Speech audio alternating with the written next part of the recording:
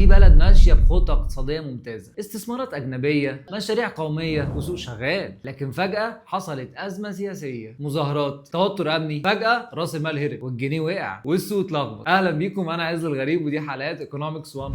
العلاقه بين السياسه والاقتصاد مش بس قريب، دي شبه علاقه الدم كده. اي قرار سياسي كبير بيأثر على ثقه المستثمر، على استقرار السوق، وحتى على المواطن العادي. السياسيين بيرسموا السياسات العامه، ودي بتأثر على الضرائب والدعم وحتى الانفاق العام. في المقابل بقى الاقتصاد القوي بيدي السياسيين ادوات للتحكم في الوضع، يقلل البطاله، يرضي الناس، يمول مشاريعه. يعني مثلا لما الحكومه قررت انها ترفع الدعم عن الوقود، ده قرار اقتصادي هدفه تقليل عجز الموازنه. لكن تأثيره السياسي بقى ان الناس هتحس بغلاء الاسعار، طبعا ده ساعات بيخلق غضب اجتماعي، والمستثمر بيراقب كل ده. اي توتر سياسي بيخلي الاستثمارات تتأجل وساعات بتتهرب، لان راس المال بيحب الاستقرار، واي اضطراب سياسي معناه مخاطر اعلى. لو بتتابع السوق او بتستثمر اوعى تنسى الجانب السياسي. السياسه والاقتصاد ماشيين جنب بعض، واي تغيير في واحد منهم بيأثر على التاني. وما تنساش لو عندك اي سؤال سيبولي في الكومنتس او ابعت لي مسج دلوقتي.